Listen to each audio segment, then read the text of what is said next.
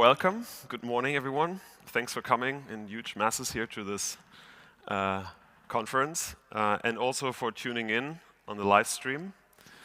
Today we're going to talk about the strategy of optimizing revenue, which sounds always good. Who doesn't want to optimize revenue? And with me here on stage are two people that I want to quickly introduce, or do you want to guys introduce yourself? You can introduce yourself. So before I get started, my name is Ben Joost. I'm the CEO and co-founder of TrustYou. Ladies first. And I'm Celine. I'm head of digital marketing with Meininger hotels. Hi everyone, my name's Adnan. I'm an account executive at Mailchimp. I work out of our EMEA region, and I work with a number of hotels, help them in a number of ways, retaining audience and improving loyalty, and then also acquiring new customers and increasing revenue through email. Great. So quickly introduction of TrustYou. We do three things. We have three platforms. The first one is the CXP, the customer experience platform, which is everything around feedback management, quality management, surveys, reputation management. So how do you manage all the reviews and the content out there in one platform? The second one we're going to talk about today in length is the CDP, the customer data platform. And then last but not least, our AI agents platform. We have three new agents that we introduced to the market as of yesterday. One is the booking agent, which helps you to increase bookings. One is the guest agent that starts the job when the booking agent has done the job, meaning guiding the guest throughout the journey from pre-arrival, during stay, post-stay. And last but not least, the staff agent, which already the name says is dedicated for staff teams at the hotel. So it's your Q&A, it's in your pocket where you can ask any question to the staff agent, and then the staff agent will respond to any question you might have as a staff member in a hotel. So those are the three platforms, but today we're going to deep dive into the CDP. So what is a CDP? A CDP has basically the function of acting as the middleman between sources of data and then destinations of data. So what are sources of data? In a hotel, you can have loyalty data, you can have transactional data, you can have feedback data, you can have many, many different data sources, siloed sources. And we're going to capture all of that and bring them together in the CDP. I'll give you one example of a very, very easy example why this is important. You can stay as a guest in one hotel, and then you come back 6 months later, but how do you know that this is the same guest? A very simple question. Because maybe they use a different email address, maybe they booked through a different channel. So normally they appear as two separated guests, and the CDP brings them together and merges them as one guest profile. Another example would be this guest stays in two different hotels, and you still don't know that this guest stayed in two different hotels. So the CDP brings them from these different databases, even brings them together, merges them together, and says, like, here's the entire customer lifetime value of this guest and all of the profile. And then the destination is, what do you do with that data? So you can now have all of the data in one database, very, very cool, merged together, unified together. But then you have to activate that guest. You have to do something with it. And today we're going to talk about use cases, what you can do actually to activate this guest with destinations. So one destination could be, for example, to send this data to a Mailchimp and then run a marketing campaign on Mailchimp. And in detail, we're going to talk about that. So I'll walk through a couple of use cases of a CDP step by step. So the first one I just talked about is turn really the profile confusion. So what is this guest all about? Do I know this guest? What's the lifetime value of this guest?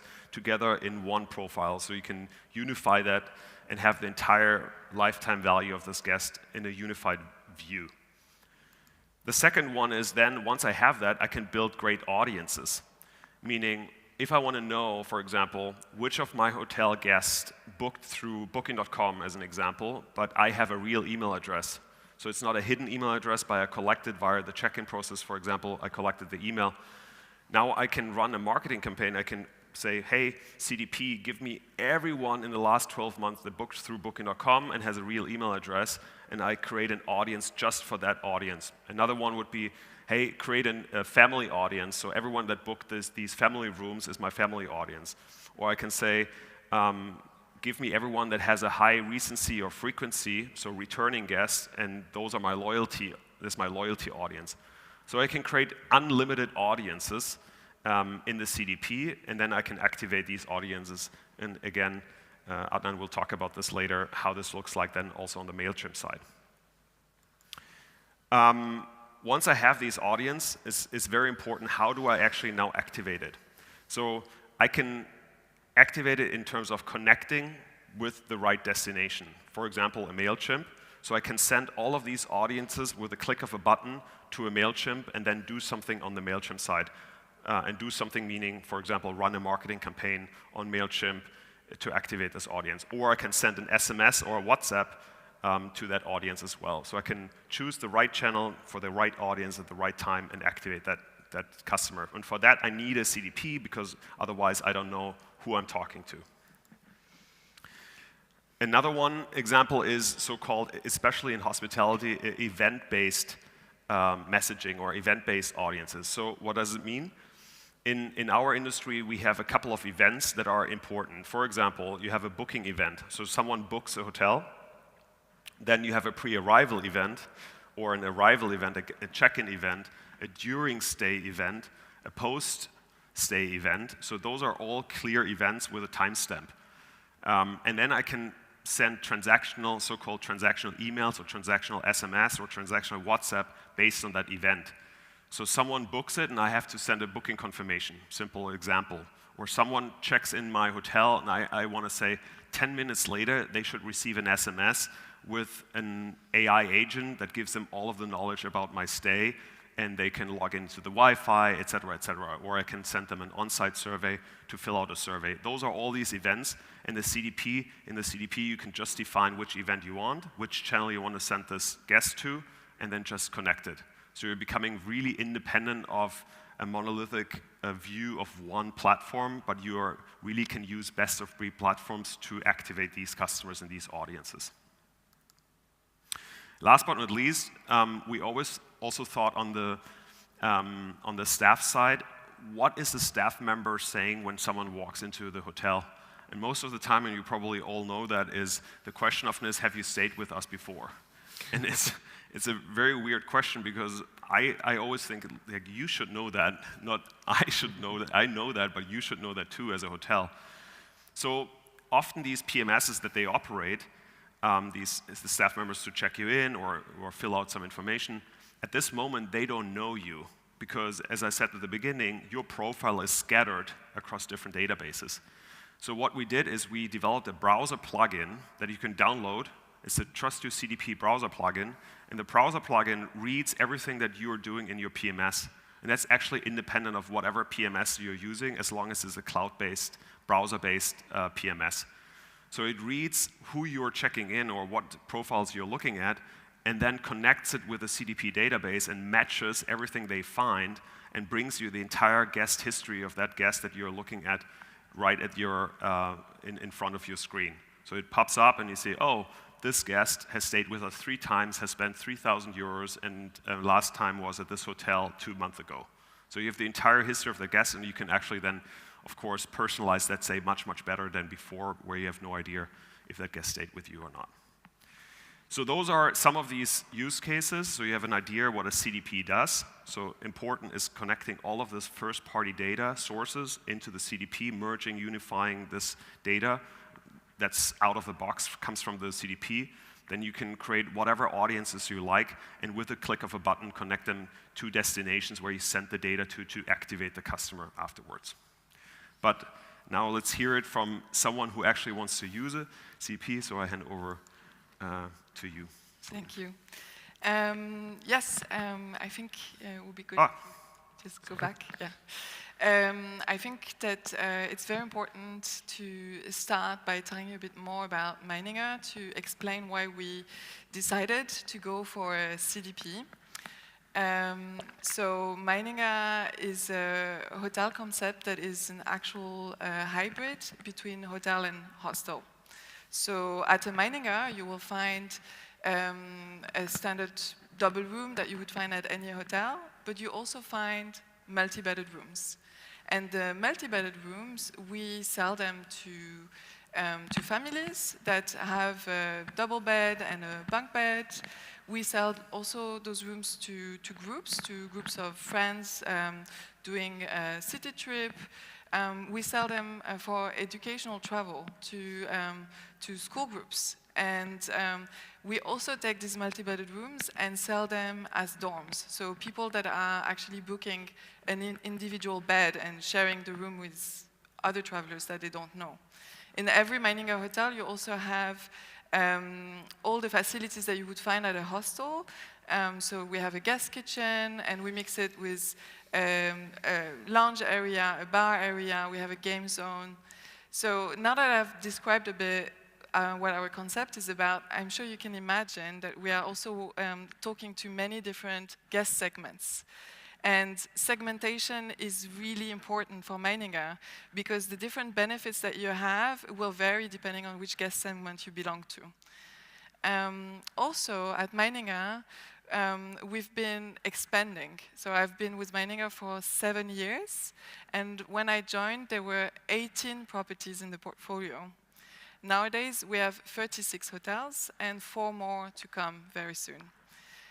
So looking at the 36 properties that we have, you can imagine that our data has actually really increased and that we have a lot of different data points in the different hotels. So as Ben was saying earlier, we have all these different stays that we need to put together to build the guest history.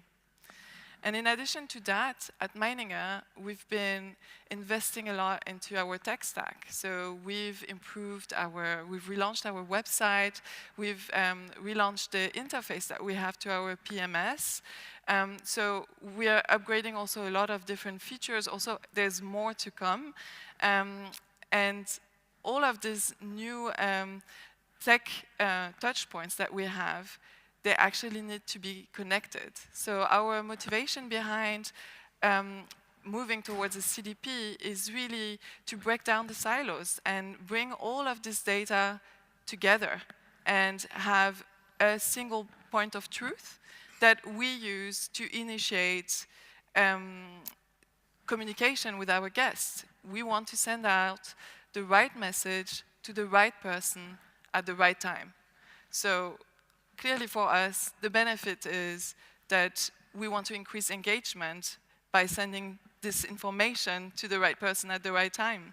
And of course, we also want to improve retention and increase the customer journey with Meininger. I think one great use case we just talked about before, just quickly jumping in here, was the use case of what we call in the industry abundant shopping carts. Meaning you're a guest and you go to the website of Meininger and you fill out the details, but you don't purchase at the end. And that happens a lot, right? It's not that, so maybe later, let's see, and I'm not going through the booking process. That's called the abundant shopping cart.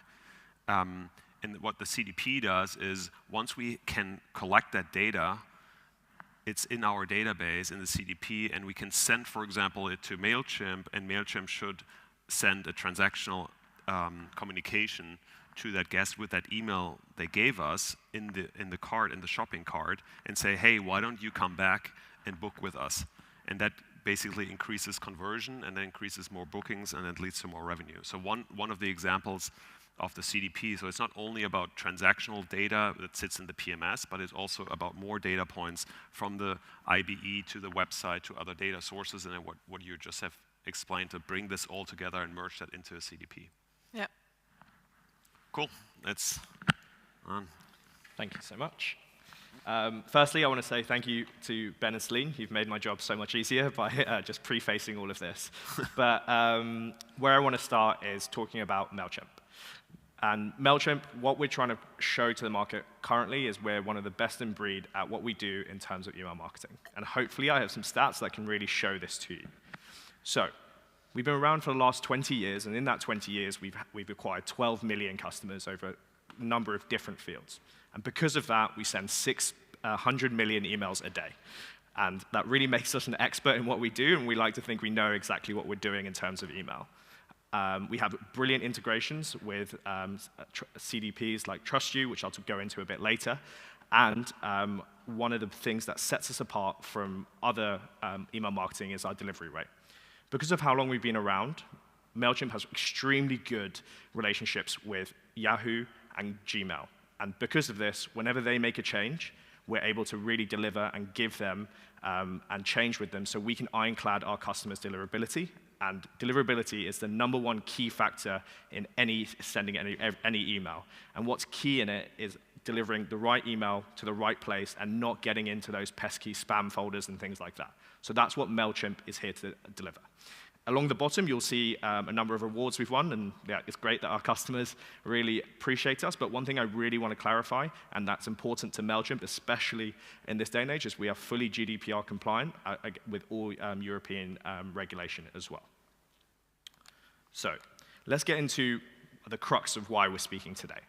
Mailchimp integrates with TrustYou seamlessly, and it allows us to really deliver some of the best-in-class data interactions that you can see. And when doing this, it allows you to build personalized content for your customers, as Ben's mentioned, and then deliver them a more purposeful communication. And what this does is it helps you drive revenue for all of your businesses. We also use AI in our systems to help with streamlining this process and making it more beneficial across the board. So what I want to show you is what this looks like in practice. And this is the beginning of the journey in a Mailchimp dashboard. This is some random information, but what I really want to focus you in on is the tags. The tags we have here is interactions that we're pulling from different data sources and interacting with and making sure that it's delivered in the correct way, and it helps you label each one of your customers in the correct way. So the one I want to start with is the summer one, because it's so important when people stay with certain hotels. And why that's so important is it allows you to predict when they're going to stay with you again. At Mailchimp, what we'd advise is that you would target this person that stayed in summer 2023 with you for summer 2025. I don't mean just sending them an email going, hey, we know you stayed with us in summer 2023, come and stay with us in summer 2025. It's a bit on the nose. I'm talking about something that's a little bit more niche and sending them a hotel recommendation and an offer saying, hey, we have this great offer for you, come and stay with us in this summer, and we can give you 10%, sorry. Another way you're able to do this is you're able to target people based on who they stayed with. So here we can see families also tagged as well. And this doesn't need to be like bring your family in the text. It could be just a photo of the family showing you're a family-friendly hotel, and you can really go and deliver for them. And then once you've done this process, it allows you to really send some really great emails. And some of the emails I'm going to go through, have to caveat, not all of them were sent through Mailchimp, but we just love these examples and what they're trying to deliver for the customer. And you'll see this email, and you'll see it as like there's a survey and there's a call to action, right? But the interesting part of this email is really the survey. Because when someone interacts with the survey and they click it, they begin an automation. And this is a personalization automation. So let's say this person clicked on the lake interaction. They received this email a few days later, and they know that because they clicked on a lake, it's tailored to them, and it begins this process of sending people tailored messaging instead of just a standard automation. And this is what's really powerful, because it builds this relationship with a client that you're listening to their needs and what they want to do as well. This can work in a number of different ways, and it can look like this in terms of loyalty. This is the email that we have of someone who's part of a loyalty program. You can see that at the top there at level 2 and how they can get to a level 3. Automatically personalized to the point. But where this email goes even further and why it's even more powerful is it gives suggestions on where they can stay in their next stay with this hotel group and what the weather would look like at that period as well. Gives a recommendation, a personalization, and it's really powerful in giving those small tweaks as well. Perfect. Just before I go into this next slide, does anyone use Spotify here? Just raise your hand. Perfect. And who enjoys Spotify Wrapped when they get it at the end of the year, when they know what they like, right? So why don't hotels do it, right? And it's so important. So this is what I really love about this email, is it's a different take, and it uses data in the strongest way possible. And everyone has this data, and you can leverage it in the right ways.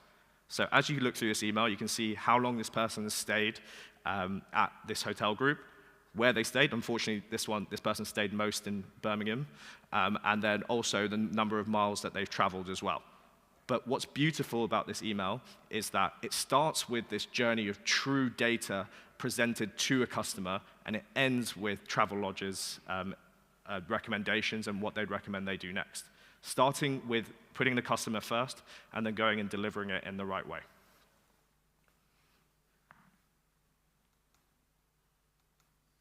Perfect.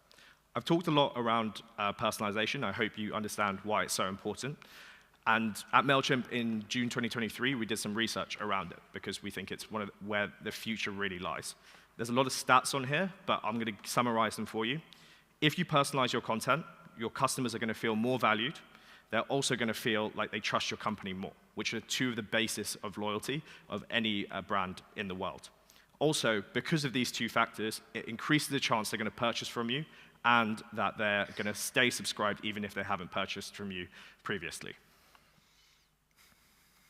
So, I hope from this section you can understand the power of data and what we're really trying to deliver and what part it plays in trying to deliver personalized content to your customers.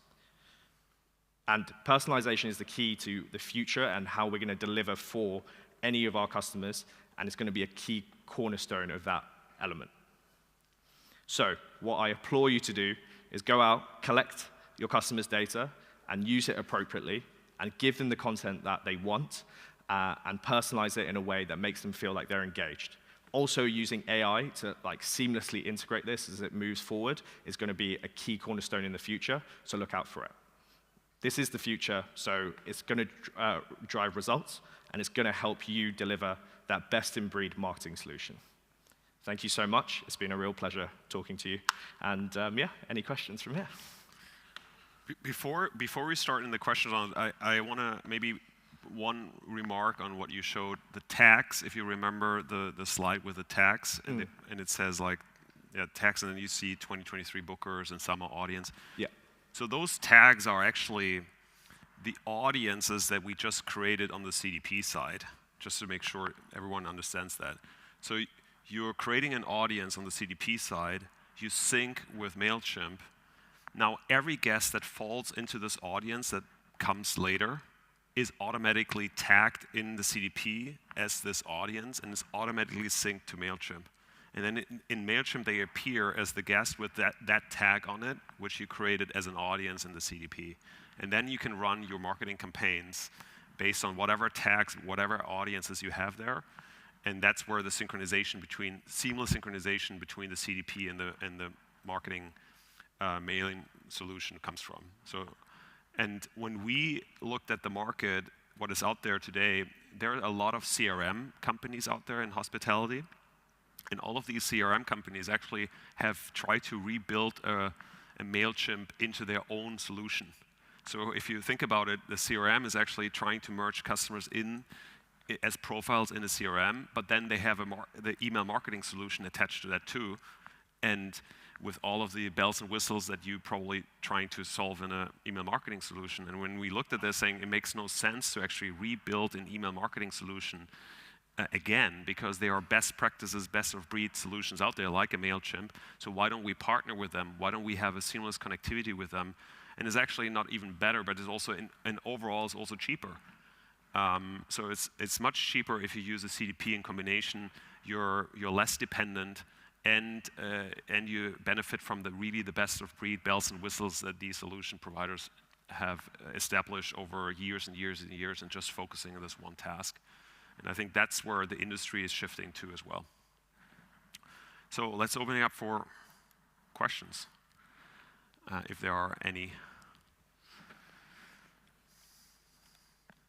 from the audience? Just raise your hand, shout out.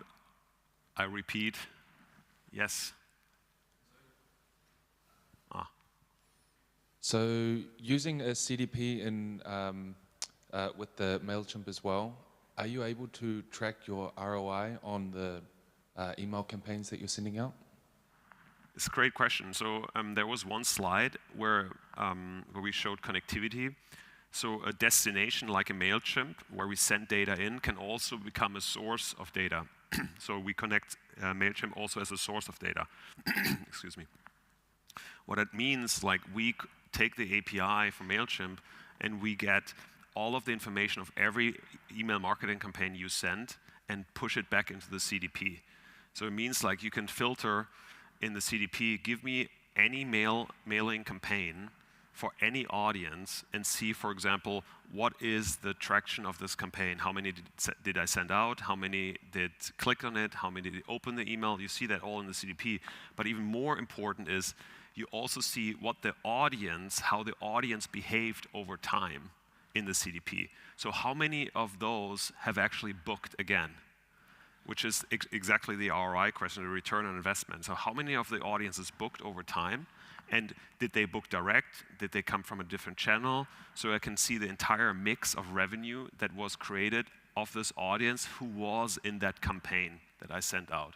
And that's something you can see in the CDP, and it's even called the ROI dashboard.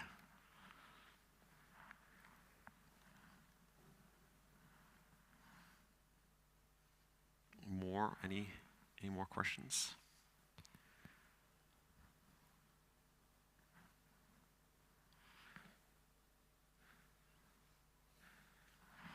If not, we say that's it. I thank you very much for participating, and thanks for listening, and wish everyone a great ITB next couple of days. Thank you. Thank you.